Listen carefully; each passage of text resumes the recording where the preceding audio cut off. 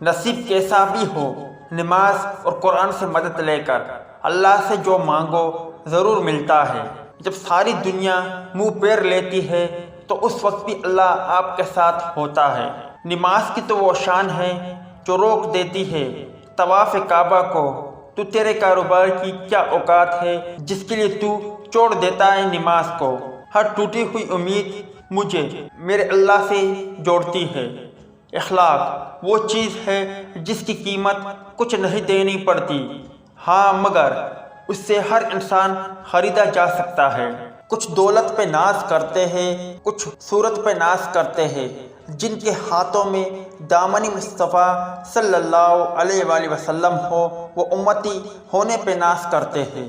نیت کتنی بھی اچھی ہو دنیا تم کو تمہارے دکھاوے سے جانتی ہے، اور دکھاوا کتنا بھی اچھا ہو اللہ تم کو تمہاری نیت سے جانتا ہے۔ جو کسی کا برا نہیں چاہتے ان کے ساتھ کوئی برا نہیں کر سکتا، یہ میرے رب کا وعدہ ہے۔ رسول اللہ صلی اللہ علیہ وآلہ وسلم نے ارشاد فرمایا، جو مومن لگاتار بیمار رہے اس کو بخش دیا جاتا ہے۔ اسلام اتنا خوبصورت مذہب ہے کہ مسکرانے پر بھی آپ کو اجر ملتا ہے، اور یہاں تک کہ غصے کی حالت میں خاموش رہنے پر بھی۔ میں اپنا ہر غم اللہ کو بتاتا ہوں کیونکہ میرے غموں کا علاج صرف میرے اللہ کے پاس ہے۔